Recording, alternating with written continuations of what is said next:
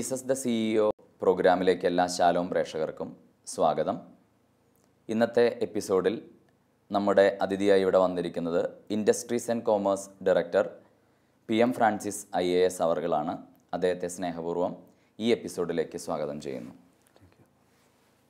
വളരെ ഔദ്യോഗിക തിരക്കുകൾക്കിടയിൽ നിന്ന് ഈ പ്രോഗ്രാമിന് വേണ്ടി സമയം കണ്ടെത്തി സാറ് ഞങ്ങളോടുകൂടെ ചെലവിടുകയാണ്.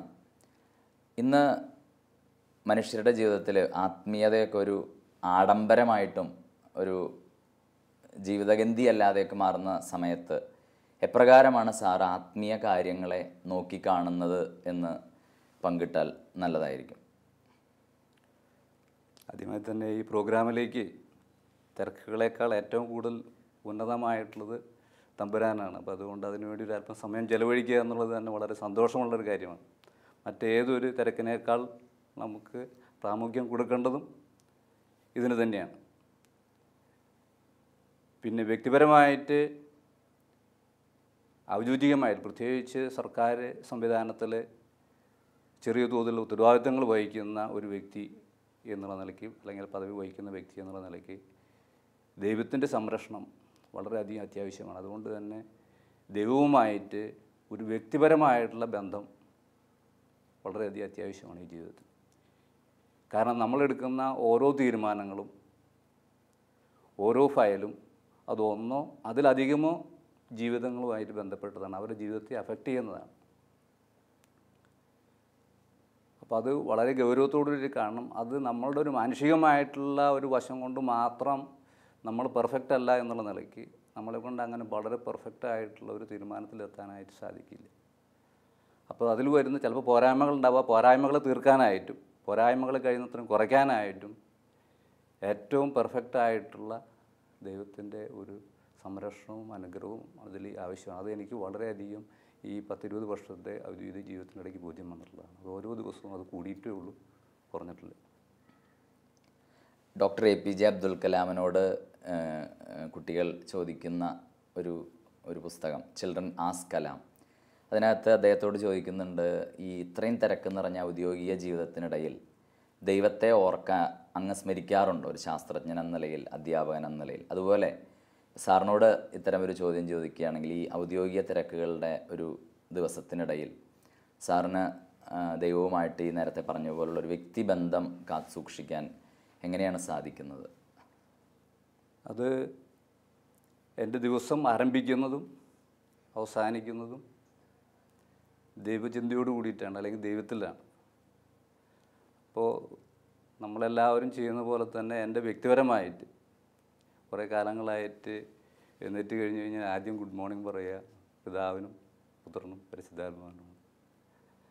അത് ഒരു കീഴ്വഴക്കം അങ്ങനെ വന്നു, അത് മാത്രമേ ഉള്ളൂ. അത് നമ്മുടെ ഒരു വ്യക്തിപരമായിട്ട് വരുന്ന ഒരു ബന്ധത്തിൻ്റെ ഭാഗമായിട്ട് ഉരുത്തിരിഞ്ഞ് വന്നതാണ്. അപ്പം അത് കഴിഞ്ഞാൽ ഇതുപോലെ തന്നെ ഏറ്റവും എനിക്ക് ടച്ചിങ് ആയിട്ടുള്ളത് ഈ സങ്കീർത്തനം 121. കാരണം അതിലെല്ലാം അടങ്ങിയിട്ടുണ്ട്. നമ്മൾ ദൈവത്തിൽ ആശ്രയിക്കുകയും ദൈവത്തിൻ്റെ സംരക്ഷണവും എല്ലാം അതിൽ ഉൾപ്പെട്ടിട്ടുള്ളതാണ്. അതുപോലെ തന്നെ സങ്കീർത്തനം 23, ഇത് രണ്ടും നിർബന്ധമായിട്ടും രാവിലെ ചൊല്ലും. പിന്നെ കഴിയുന്നത്രയും ഒരു ചാപ്റ്റർ ബൈബിൾ വായന ഉണ്ടാവും, വചനം വായിക്കും രാവിലെ. വൈകിട്ടുള്ളതെന്ന് പറഞ്ഞു കഴിഞ്ഞാൽ അപ്പോഴും കഴിയുന്നത്രയും ഒരു ചാപ്റ്റർ വൈകിട്ട് കിടക്കാൻ പോകുന്നതിന് മുമ്പായിട്ട് വായിക്കും. പക്ഷേ ഈ ഔദ്യോഗിക ജീവിതത്തിൽ കുറേയധികം പ്രയാസങ്ങൾ നേരിട്ട് കഴിഞ്ഞതിന് ശേഷം എനിക്ക് ബൈബിൾ വായനയുടെ ഭാഗമായിട്ട് വന്നത് ഡാനിയേൽ പ്രവാചകൻ്റെ പുസ്തകത്തിൽ അധ്യായം 3 ഉണ്ട്. 3-ൽ ഈ തീച്ചൂളയിൽ പെട്ട് കഴിഞ്ഞ ഈ 3 പേരും കർത്താവിനെ പുകഴ്ത്തുന്ന ഒരു ഭാഗമുണ്ട്. അത് ചൊല്ലിയിട്ട് എല്ലാ ദിവസവും കിടക്കാറുള്ളൂ. അനുദിന ദിവ്യബലി, ജപമാല, പ്രാർത്ഥന, അത്തരം കാര്യങ്ങൾ സാർ എങ്ങനെയാണത്? ഈ ജില്ലയിൽ ജോലി ചെയ്യുന്ന സമയത്ത് 24 മണിക്കൂറും ഡ്യൂട്ടിയാണ്. അപ്പോൾ അതുകൊണ്ട് ദിവ്യബലിയിൽ പങ്കെടുക്കാനായിട്ട് ദിവസങ്ങൾ പറ്റില്ല. നമ്മൾ സൺഡേ അല്ലെങ്കിൽ വിശേഷപ്പെട്ട ദിവസങ്ങളിൽ മാത്രമേ അങ്ങനെയുള്ള, പിന്നെ അപൂർവമായിട്ട് ചിലപ്പോഴൊക്കെ നമുക്കൊരു സമയം കിട്ടിയാൽ പറ്റുമെന്നുള്ളതാൽ പറ്റാറില്ല. എന്നാലും കൊന്ത കഴിയുന്നത് ഞാൻ മുഴുവൻ കൊന്ത ഞാൻ ചെല്ലാറുണ്ട്.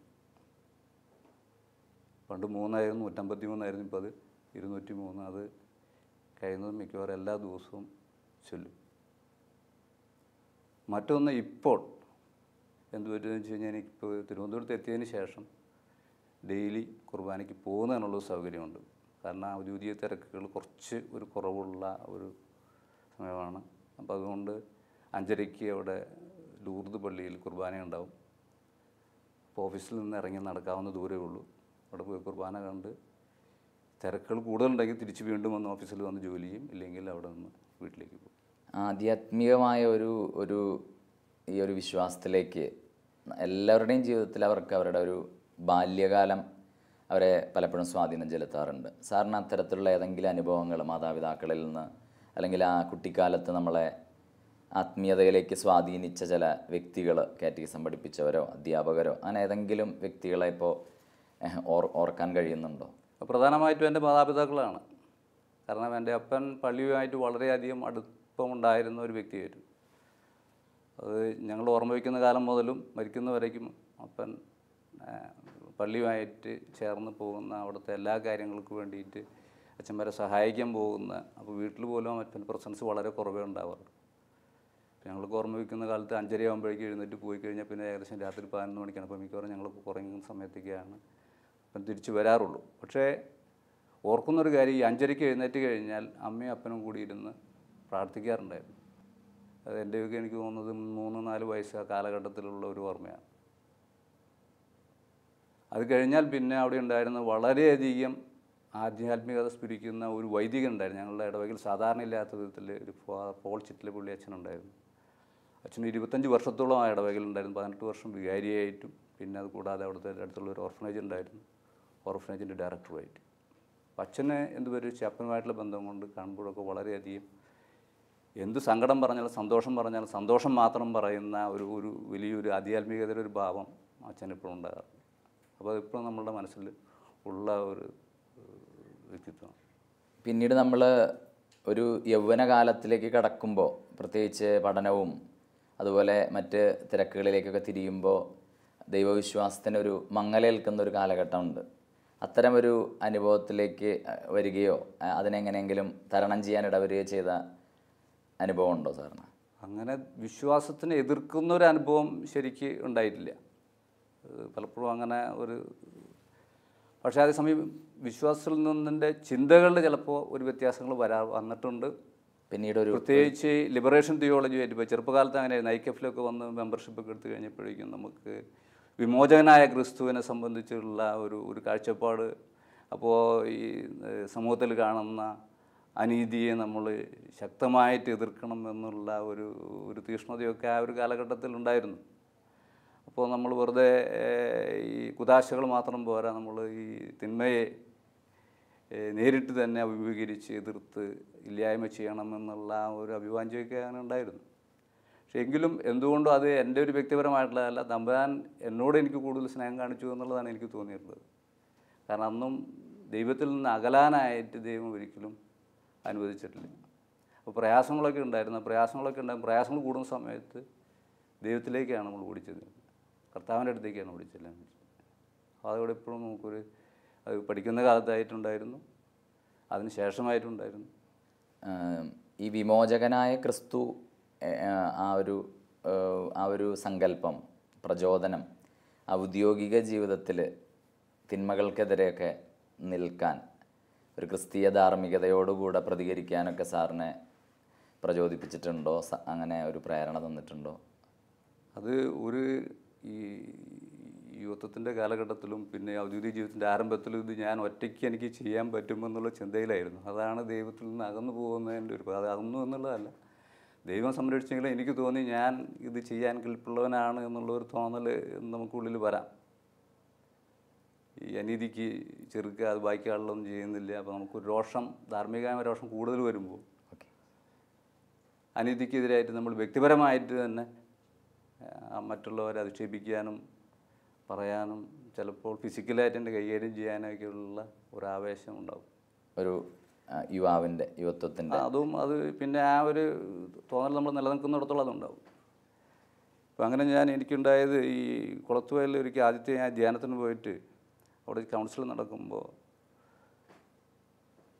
കൗൺസിലർ എന്നോട് ചോദിച്ചത്, ഇപ്പോഴും ഞാൻ ആ ടീച്ചറുടെ പേര് പോലും ഓർക്കുന്നുണ്ട്, ഒരു ഇത്തമ്മ ടീച്ചറായിരുന്നു. ഒരു ടീച്ചർ എന്നെ ചോദിച്ചു, നീ ആരാണ് ഒറ്റയ്ക്ക് ഇതെല്ലാം ചെയ്യാനായിട്ട്? ഇതൊന്നും ഞാൻ അങ്ങോട്ട് പറഞ്ഞില്ല, നീ ആരാണ് ഇത് ഒറ്റയ്ക്ക് ചെയ്യാനായിട്ട്? അപ്പോൾ അത് തീർച്ചയായിട്ടും നമ്മളെ മനസ്സിൽ കൊണ്ട്. കാരണം എന്ന് വെച്ച് കഴിഞ്ഞാൽ ഒറ്റയ്ക്ക് നമുക്ക് ദൈവം കൂടാതെ മറ്റൊന്നും ചെയ്യാൻ പറ്റില്ല എന്നുള്ളത് അവിടെ നിന്ന് അങ്ങോട്ടുള്ള. അതുകൊണ്ടാണ് അവിടെ നിന്ന് അങ്ങോട്ടാണ് പിന്നെ കൂടുതലായിട്ട് ഇവ കാര്യങ്ങളിൽ ദൈവത്തിലേക്ക് അടുക്കാനായിട്ട്. ഒരു ശക്തമായ ഒരു ദൈവാനുഭവം ജീവിതത്തിൽ തമ്പുരാൻ എന്നെ കാത്തുപാലിക്കുന്നു, അല്ലെങ്കിൽ എൻ്റെ കൂടെയുണ്ട് എന്നുള്ള ഒരു അനുഭവം സാറിൻ്റെ ജീവിതത്തിൽ മറക്കാനാവാത്തൊരു അനുഭവം പങ്കുവയ്ക്കാൻ. ഈ പ്രത്യേകിച്ച് ഔദ്യോഗിക ജീവിതത്തിൽ തുടർച്ചയായിട്ട് ആ ഒരു ഫീലിംഗ് ഉണ്ട്. കാരണം അത് പല ഘടകങ്ങളിൽ വന്നിട്ടുണ്ട്. പലപ്പോഴും നമുക്ക് എതിർപ്പുകൾ വരുമ്പോൾ ഈ അനീതിയോട് എതിർക്കുന്നതനുസരിച്ച് തന്നെ എതിർപ്പുകൾ ശക്തമായിട്ട് എതിർക്കുക വരും. അതുണ്ടായിരുന്നു. എന്നാൽ ഏറ്റവും ടച്ചിങ് ആയിട്ടുള്ളത് 2004 സുനാമി ഉണ്ടായ സമയത്ത് ഞാനും എൻ്റെ കുടുംബവും അതുപോലെ തന്നെ ഭാര്യയുടെ കുടുംബവും വേളാങ്കണ്ണിയിലായിരുന്നു. അത് സാധാരണ നിലയ്ക്ക് ഞങ്ങൾ വേളാങ്കണ്ണിയിൽ മുമ്പും പോകാറുണ്ട്. പോയി കഴിഞ്ഞാൽ അന്ന് സന്ധ്യാസമയത്താണ് ഞങ്ങൾ കടലിൻ്റെ അടുത്തേക്ക് പോകാറുള്ളൂ. അന്ന് നേരെ തിരിച്ച് രാവിലെ തന്നെ കടലിൻ്റെ അടുത്തേക്ക് പോയി. അപ്പോൾ ആ കടൽ കലങ്ങി കിടക്കുന്നതായിട്ട് നമ്മൾ കാണുകയും ചെയ്ത് ശ്രദ്ധയിൽ ചെയ്ത് ഞങ്ങൾ പരസ്പരം പറയുകയും ചെയ്തു, എന്തോ ഒരു വെള്ളത്തിനൊരു കളർ വ്യത്യാസം ഭയങ്കരമായിട്ടുണ്ട്. പക്ഷെ അത് കഴിഞ്ഞ് 9 മണിക്ക് കുർബാനയുണ്ട് എന്നുള്ള നിലയ്ക്ക് തിരിച്ചു പോകുന്ന ഒരു 10 മിനിറ്റ് കഴിഞ്ഞതിന് ശേഷമാണ് ഈ തിരമാല അടിക്കുകയും. അപ്പോൾ ആ സമയത്ത് എൻ്റെ അളിയൻ ശരിക്കും എന്ത് വരിച്ച് പുറത്തായിരുന്നു. അപ്പോൾ ആളുടെ കാലിൽ വന്ന് ഒരു കുറ്റിക്ക് വന്ന് തറച്ചു. പക്ഷേ ആൾ മനസ്സിലായില്ലേ, പിന്തിരിഞ്ഞ് നോക്കാതെ ഇങ്ങോട്ട് ഈ പള്ളിയോട് ഫേസ് ചെയ്തുകൊണ്ട് ഇതെന്താണ് സംഭവിച്ചതെന്ന് ആൾ പറഞ്ഞില്ല. പള്ളിയിൽ നിന്ന് നോക്കുമ്പോൾ ഇതിൻ്റെ ഒരു ചെറിയൊരു ഭീകരാവസ്ഥ നമുക്ക് കാണാൻ പറ്റുമായിരുന്നു. അപ്പോൾ ഭാര്യ പറഞ്ഞു നമുക്ക് കുറച്ച് പേരൊക്കെ ഓടിപ്പോയി. പക്ഷേ നമ്മൾ പറഞ്ഞു നമ്മൾ ദൈവത്തിൻ്റെ മുമ്പാകെയാണ്. ദൈവഹിതമെങ്കിൽ ഇതിവിടെ വെച്ച് ഒന്നുകിൽ നമ്മൾ തമ്പുരാൻ്റെ മുമ്പ് വെച്ച് മരിക്കും, ഇല്ലെങ്കിൽ തമ്പുരാൻ നമ്മളെ സംരക്ഷിക്കും. ഓടുന്നില്ല. അപ്പോൾ ആ പള്ളിയിൽ വെച്ച് നമുക്ക് ഒന്നും സംഭവിച്ചില്ല. അപ്പോൾ അത് കഴിഞ്ഞ് കുർബാന കഴിഞ്ഞ് പുറത്ത് വന്നു കഴിഞ്ഞിട്ട് നമ്മൾ കുറേ പേര് ഇതുപോലെ തന്നെ ഇത് ഈ പരിക്കെല്ലാം പറ്റി, ചിലരെല്ലാം കാലിലെ മാംസം മുഴുവൻ പോയി, എല്ല് മുഴുവൻ പുറത്തായിട്ടുള്ള അങ്ങനെയുള്ള വലിയൊരു കണ്ടു കഴിഞ്ഞാൽ നമുക്ക് സഹിക്കാൻ പറ്റാത്ത ലെവലുള്ള കുറേ ഇതുകളുണ്ടായിരുന്നു. അപ്പോൾ അത് ഒന്ന് അവിടെ അടുത്തുള്ള ഡിസ്പെൻസറിൽ കൊണ്ടുപോകാൻ വേണ്ടിയിട്ട് ഈ വണ്ടി ശരിക്ക് അതിൻ്റെ നേരെ പള്ളിയുടെ ഫ്രണ്ട് വശം തന്നെ ഓപ്പോസിറ്റ് കിടന്നിരുന്നു. അവിടെ ചെന്ന് നോക്കി ഡ്രൈവർ നോക്കും, ഡ്രൈവർ കാണാൻ വണ്ടി അവിടെ കിടപ്പുണ്ട്. അപ്പോൾ പിന്നെയാണ് ഇതിൻ്റെ ഭീകരാവസ്ഥ കണ്ട് മിക്കവാറും പലരും ഓടിപ്പോയെന്ന് പറഞ്ഞപ്പോൾ അങ്ങനെ ഓടിയ കൂട്ടത്തിൽ ഇയാളുണ്ടാകുമെന്ന് വിചാരിച്ച് നമ്മൾ 1 മണി വരെ കാത്തിരുന്ന് കാണാതായപ്പോൾ വിചാരിച്ചു ഇനി മിക്കവാറും ഇത് പ്രതീക്ഷയ്ക്ക് വകയില്ല. അപ്പോൾ അങ്ങനെ നമ്മൾ പുറത്തിറങ്ങി ഒരുപാട് ബോഡികൾ നോക്കി. അപ്പോൾ തലേദിവസം ഇവിടെ നിന്ന് യാത്ര പോകുമ്പോൾ നൈറ്റ് കണ്ട ഒരു മുഖപരിചയം മാത്രമേ ഡ്രൈവറായിട്ടുള്ളൂ. അപ്പോൾ അതുകൊണ്ട് പെട്ടെന്ന് ഈ ബോഡികളെല്ലാം പെട്ടെന്ന് നോക്കുമ്പോൾ ചിലത് നമുക്ക് സംശയമായി ഇതാണോ എന്നുള്ളതല്ല. പക്ഷേ കൃത്യമായിട്ട് ഐഡൻറ്റിഫൈ ചെയ്യാൻ പറ്റും. അങ്ങനെ വന്നു കഴിഞ്ഞാൽ ഏകദേശം ഒരു 3 മണി സമയത്ത് നമ്മൾ തിരിച്ച് വീട്ടിലേക്ക് വിളിച്ച് പറഞ്ഞു, ഡ്രൈവറുടെ വീട്ടിൽ കോൺടാക്റ്റ് ചെയ്തിട്ട് പറയണം ആളെ കാണാനില്ല, കുറച്ച് ബോഡികൾ നമുക്ക് സംശയമുണ്ട്, അതുകൊണ്ട് ആളുടെ ബ്രദറിനെയും കൊണ്ട് അങ്ങോട്ട് വരണം. അപ്പോൾ അവരിത് എങ്ങനെ വീട്ടിൽ നിന്ന് ആളുകൾ എങ്ങനെ ചെന്ന് അവിടെ പറയുമെന്ന് വിചാരിച്ച് പ്രയാസപ്പെട്ട് ആലോചിച്ചിരിക്കുന്ന സമയത്ത് ഈ ഡ്രൈവറുടെ അങ്കിൾ ഇളയപ്പൻ വന്ന് ഇവരുടെ വീട്ടിൽ വന്ന് പറയുകയാണ്, ഒരു വളരെ പ്രയാസമുള്ളൊരു കാര്യം പറയാനുണ്ട്. ഇവരെല്ലാവരും പോയി, പള്ളിയിലുണ്ടായിരുന്ന എല്ലാവരും അടിച്ചു പോയെന്നാണ് അറിവ്. അപ്പോൾ ഇവൻ അവിടെ നിന്ന് ഓടി രക്ഷപ്പെട്ടിട്ടുണ്ട്, പക്ഷെ തിരിച്ചു പോകാൻ പറ്റുന്നില്ല, ആരുമില്ല എന്നാണ് അറിഞ്ഞത്. നിങ്ങളെക്കുറിച്ച് അപ്പോൾ അവർ പറഞ്ഞു, ഓ അങ്ങനെയാണ്, ഇയാളുടെ ജീവനുണ്ടല്ലോ എന്ന് പറഞ്ഞു. ഓ ഉണ്ട്. അപ്പോൾ പറഞ്ഞു കുഴപ്പമില്ല, മറ്റൊരു ജീവനോടെയുണ്ട്, പ്രശ്നമൊന്നുമില്ല. ഇപ്പോൾ ദൈവം എന്ത് വരുമെന്ന് വെച്ച് കഴിഞ്ഞാൽ നമ്മൾ ആ പോയ സ്ഥലത്ത് ഞങ്ങൾ ഈ ഓരോ ഡെഡ് ബോഡി നോക്കുമ്പോൾ ഞങ്ങൾ ആ പോയ സമയത്ത് പോയ വഴി കണ്ട പല ആളുകളുടെയും ബോഡി നമ്മളവിടെ കാണുന്നു. അവരെക്കാളൊക്കെ മികച്ചവരാണ് നമുക്കൊന്നും ഒരു തോന്നലൊന്നുമില്ല. പക്ഷേ ദൈവം നമുക്കൊരു സംരക്ഷണം അവിടെ തന്നിട്ടുണ്ടായിരുന്നു. അത് ദൈവം കാണിച്ചു തരികയും ചെയ്തതാണ്. ഓക്കെ, നീ പോയ വഴിയിലൂടെ ഉണ്ടായിരുന്ന ആളുകളൊക്കെ ഈ സ്ഥിതിയാണ്. അത് ജീവിതത്തിൽ വിട്ടുപിരിയാത്തൊരു തീർച്ചയായിട്ടും ദൈവത്തിൻ്റെ സംരക്ഷണത്തിൻ്റെ ഒരു അനുഭവമായി നമ്മുടെ കൂടെ ഉണ്ട്. 10 വർഷത്തിപ്പോൾ ഞങ്ങൾ വീണ്ടും അതേ ദിവസത്തോട് പോയിരുന്നു. നമ്പരാൻ നന്ദി പറയാനൊക്കെ. 2014 ഔദ്യോഗിക ജീവിതത്തിൽ ഇപ്പം ദൈവം നമ്മളോട് കരുണ കാണിച്ചു.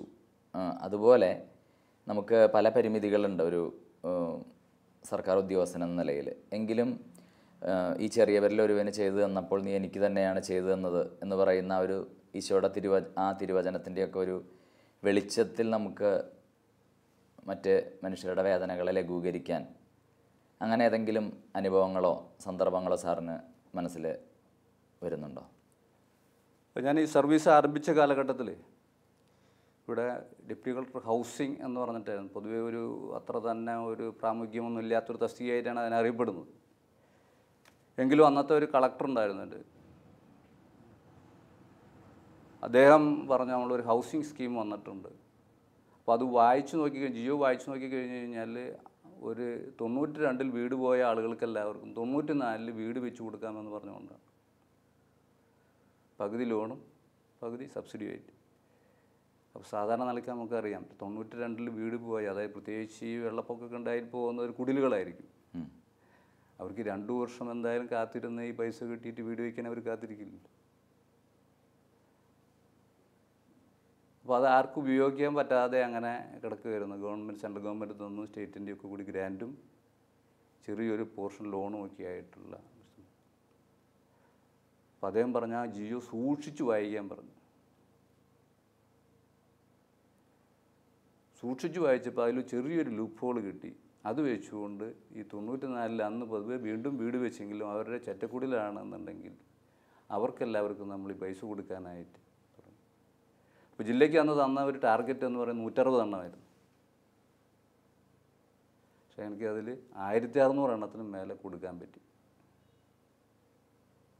അപ്പോൾ അവിടെ നിന്ന് അങ്ങോട്ട് ഈ കളക്ടറുടെ ആ ഒരു ഗൈഡൻസ് ഉണ്ട്. അതായത് ഒരു ഗവൺമെൻറ് ഉത്തരവിനെ എങ്ങനെ നമുക്ക് ജനങ്ങൾക്ക് ഉപകാരമുള്ള വിധത്തിൽ വേണ്ടി വരികയാണെങ്കിൽ നമുക്ക് നോക്കാൻ പറ്റും, അതിനനുസരിച്ച് കാര്യങ്ങൾ ചെയ്യാൻ പറ്റും. അതുകൊണ്ട് ഒരുപാട് പേർക്ക് ഉപകാരം, നമ്മളതിന് വലിയ തോതിൽ ഒരു ഹൈലൈറ്റ് ചെയ്യുക എന്നുള്ളതിനേക്കാൾ കൂടുതലായിട്ട് ചെയ്യാൻ പറ്റും എന്നുള്ളത് അദ്ദേഹം കാണിച്ചു തന്നു. അപ്പോൾ അതും അതിനോടനുബന്ധിച്ച് ഇതുപോലെ തന്നെ ഇവിടെയുള്ള അന്ന് പഞ്ചായത്തുകൾക്ക് ഈ റോഡ് പുറമ്പോക്കിലും അല്ലെങ്കിൽ സ്ഥലമില്ലാത്ത ആളുകൾക്ക് വീട് വയ്ക്കാനായിട്ട് സ്ഥലം വാങ്ങിക്കുന്ന ഒരു സ്കീമുണ്ടായിരുന്നു. അപ്പോൾ ഞാൻ വരുന്നതിൻ്റെ അതിന് മുമ്പുണ്ടായിരുന്ന 3 വർഷവും ആ പൈസ മുഴുവൻ ഉപയോഗിക്കാതെ കിടപ്പായിരുന്നു. അപ്പോൾ ആ ഒരു വർഷം കൊണ്ട് മുൻ വർഷത്തെയോ അല്ല, വരാൻ പോകുന്ന 2 വർഷത്തേക്കും കൂടിയുള്ള സ്ഥലങ്ങൾ മുഴുവൻ വാങ്ങിക്കാൻ പറ്റും. ജില്ലയുടെ പല ഭാഗങ്ങൾ, അതിരപ്പള്ളി അടക്കമുള്ള റോഡ് പുറമ്പോക്കിലുള്ള ഒരുപാട് ആളുകൾക്ക് പുനരധിവാസത്തിന് സ്ഥലം വാങ്ങിച്ചു കൊടുത്തുള്ളത് ആ ഒരു കാലഘട്ടത്തിലാണ്. പിന്നീട് ഔദ്യോഗിക ജീവിതത്തിൽ വലിയ അതിനേക്കാളും വലിയ കാര്യങ്ങൾ ചെയ്യാൻ പറ്റിയെങ്കിലും ഇതാണ് എനിക്ക് ഏറ്റവും കൂടുതൽ ഓർമ്മയിൽ നിൽക്കുന്നത്. കാരണം വെച്ചാൽ അത്രയും ആളുകൾക്ക് നമുക്ക് നേരിട്ടല്ലെങ്കിലും വീട് വയ്ക്കാനായിട്ട് സ്വന്തമായിട്ട് സ്ഥലവും അവർക്ക് വീടും ലഭിച്ചു എന്നുള്ളത്. സാർ ഈ തൃശ്ശൂർ ജില്ലയിലെ ഏങ്ങണ്ടിയൂരിൽ ജനിച്ച് വളർന്ന് തൃശ്ശൂരിൽ തന്നെ പഠിക്കുകയും ഒടുവിൽ അതേ ജില്ലയുടെ തന്നെ ഭരണാധികാരിയായി മാറുകയും ചെയ്ത ഒരാളാണ്. അങ്ങക്ക് ഇത്തരമൊരു സ്വപ്നം ചൈൽഡ്ഹുഡിൽ ഉണ്ടായിരുന്നോ, അതോ അതങ്ങനെ രൂപപ്പെട്ട് വന്ന ഒന്നാണോ? എങ്ങനെയായിരുന്നു അങ്ങ് കുഞ്ഞുനാളിൽ ഇത്തരം ഒരു സ്വപ്നങ്ങൾ ഉള്ളിലുണ്ടായിരുന്നോ? ബാല്യകാലത്തൊന്നും അങ്ങനെ ഒരു സ്വപ്നങ്ങളും ഉണ്ടായിരുന്നില്ല. അത് ഈ ഇവിടെ തൃശ്ശൂർ ജില്ലയുടെ കളക്ടറായി എന്നുള്ളത് ഒരു ദൈവപരിപാലനയുടെ ഭാഗമായിട്ട് വന്നതാണ്. അതേസമയം ഇങ്ങനൊരു മേഖലയിലേക്ക് വരണം എന്നുള്ള തോന്നലുണ്ടായത് ബികോമിന് പഠിക്കുന്ന സമയത്ത് അന്നത്തെ ഒരു പ്രൊഫസർ ഉണ്ടായിരുന്നു, എൻ്റെ പ്രൊഫസർ മാത്യു. അപ്പോൾ അദ്ദേഹം പറഞ്ഞു, നിങ്ങളിങ്ങനെ ഒരു ബികോം പഠിച്ച് വെറും കച്ചവടക്കാരുടെ കണക്ക് എഴുതുകയും അങ്ങനെയുള്ള അല്ലെങ്കിൽ വെറുതെ ഒരു MBA എടുത്ത് പോകുന്ന ഒരു സ്ഥിതിക്കാവരുത്. സിവിൽ സർവീസിലേക്കും ആളുകൾക്ക് എന്തെങ്കിലുമൊക്കെ കുറേ കൂടിയൊക്കെ സേവനം ചെയ്യാവുന്ന ചില മേഖലകളുണ്ട്, അവിടേക്ക് ഏറ്റവും കൂടിയും ശ്രമിക്കണമെന്ന് പറഞ്ഞപ്പോഴാണ് അങ്ങനെ ഒരു തോന്നലുണ്ടായതും. ആദ്യം കിട്ടിയില്ലെങ്കിൽ, ആദ്യം ശരിക്കും കിട്ടിയത് ഇതുപോലെ തന്നെ ബാങ്കിലായിരുന്നു. ഓക്കെ. അപ്പോൾ ബാങ്കിൽ നിന്ന് ഏകദേശം ഒരു 10 വർഷം ജോലി കഴിഞ്ഞിട്ടാണ് ഈ ഒരു സിവിൽ സർവീസ് മേഖലയിലേക്ക് വന്നത്. അപ്പോൾ അതൊരു തമ്പുരാൻ കൈപിടിച്ചു കൊണ്ട് നടത്തിയതാണ്, അതല്ലെങ്കിൽ അങ്ങനെ ഒരു വരേണ്ട ഒരു ആവശ്യം തോന്നുന്നില്ല. അപ്പോൾ ഈ ഔദ്യോഗികമായ ഒരു വളർച്ചയിൽ ഇങ്ങനെ ആ 10 വർഷത്തോളം ബാങ്കിൽ ജോലി ചെയ്തു, തുടർന്ന് പഠനത്തിലേക്കും മറ്റു കാര്യങ്ങളിലേക്കൊക്കെ കടന്നു. ആ സമയങ്ങളിലൊക്കെ ഒരു ദൈവികമായിട്ടുള്ളൊരു പ്രചോദനം, പരിപാലനം സാർ അനുഭവിച്ചുകൊണ്ടിരുന്നോ? തീർച്ചയായിട്ടും ഉണ്ട്. അദ്ദേഹം പറഞ്ഞില്ല, പഠനകാലം മുതലേ, അതായത് പ്രത്യേകിച്ച് ഡിഗ്രിക്ക് പഠിക്കുന്ന കാലഘട്ടം മുതലേ എനിക്കൊരു ദൈവവുമായിട്ടുള്ളൊരു അടുപ്പം അത് ഓരോ പ്രാവശ്യവും ഓരോ വർഷവും കൂടിക്കൊണ്ടിരുന്നിട്ടേ ഉള്ളൂ. അത് പഠന മേഖലകളെ പ്രതിസന്ധികളൊക്കെ തരണം ചെയ്യാൻ? തീർച്ചയായിട്ടും. കാരണം എന്ന് വെച്ച് കഴിഞ്ഞാൽ നമുക്ക് പലപ്പോഴും പലരും ഉപദ്രവം ചെയ്തു എന്ന് തോന്നുന്ന കൃത്യമായി ചിലപ്പോൾ അറിയാവുന്ന കാര്യങ്ങളുണ്ട്. പക്ഷേ അതെല്ലാം ദൈവം കൂടെ ഉണ്ടെങ്കിൽ നമ്മൾ അതിനെപ്പറ്റി മൈൻഡ് ചെയ്യാറില്ല. അങ്ങനത്തെ ഒരു മാനസികാവസ്ഥ ഉണ്ടായി വന്നു എന്നുള്ളതാണ്. അത് ഒരു തമ്പുരാൻ്റെ ഒരു സംരക്ഷണവും ഇതുമാണ്. അതല്ലാതെ മനുഷ്യ എന്നുള്ള വ്യക്തിക്ക് നമ്മളോട് വൈരാഗ്യം ചെയ്ത ആളുകളെ മറക്കാൻ പറ്റുമോ? അതൊക്കെ പ്രത്യേകിച്ച് വലിയ തോതിൽ നമ്മൾ ഉപദ്രവിക്കുന്ന ആളുകളൊക്കെ നമുക്ക് പലപ്പോഴും അത് കുറച്ച് കഴിയുമ്പോഴേക്കും നമ്മളങ്ങ് മറന്നു പോകണം പൂർണ്ണമായിട്ട്. പിന്നെ അവരുമായിട്ട് വളരെയധികം സ്നേഹവും അടുപ്പമൊക്കെ വന്നിട്ടുള്ള ഈ ജീവിതത്തിൽ വന്നത്. ഒരു ഒരു ഒരു ലെവൽ കഴിഞ്ഞാൽ ആധ്യാത്മികമായിട്ട് ഒരു ഔദ്യോഗിക ജീവിതത്തിലൊക്കെ വളർന്ന വ്യക്തികൾക്ക് പിന്നീട് സഭയും ആത്മീയ കാര്യങ്ങളോടൊക്കെ ഒരുതരം വേർഷൻ ഉണ്ടാകാറുണ്ട്. സാറിൻ്റെ വ്യക്തിപരമായ ജീവിതത്തിൽ ഈ ആത്മീയ വളർച്ച സഭയോടുള്ള ബന്ധത്തിനെ അത് തളർത്തിക്കളഞ്ഞോ, അതോ അത് അതേ രീതിയിൽ തുടരാനിടയായോ? ഒരിക്കലും ഇല്ല. അത് സഭയോടുമായിട്ടുള്ള ബന്ധം ഈ ആധ്യാത്മികമായ ബന്ധത്തിൻ്റെ ഭാഗമായിട്ട് വരുന്നതാണ്, അത് ബാഹ്യമായിട്ടുള്ളതല്ല. അതുകൊണ്ട് തന്നെ അതിന് ഒരു ഉലച്ചിലും സംഭവിച്ചിട്ടില്ല. ഇപ്പോഴും വളരെ ഊഷ്മളമായിട്ടും തീക്ഷ്ണമായിട്ടും നിലനിൽക്കുന്നുണ്ട്. അപ്പോൾ ഈ ഒരു ആധ്യാത്മികമായിട്ടുള്ള ഇത്തരത്തിലുള്ള ഒരു റിന്യൂവൽ പ്രോസസ്സ് റെഗുലറായിട്ട് ജീവിതത്തിൽ സംഭവിക്കുന്നുണ്ട്. അപ്പം നമ്മുടെ കുടുംബം ഈ ഒരു ആധ്യാത്മികമായ ഒരു ഒരുമിച്ചാണോ ധ്യാനം കൂടാറ്, അതോ? മിക്കവാറും ഒക്കെ ഒരുമിച്ചാണ്.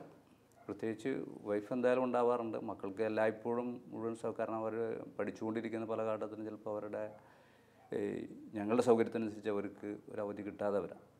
അങ്ങനെ വരുമ്പോൾ അതല്ലെങ്കിൽ ഞങ്ങളെല്ലാവരും കൂടി ഒന്നിച്ചാണ്.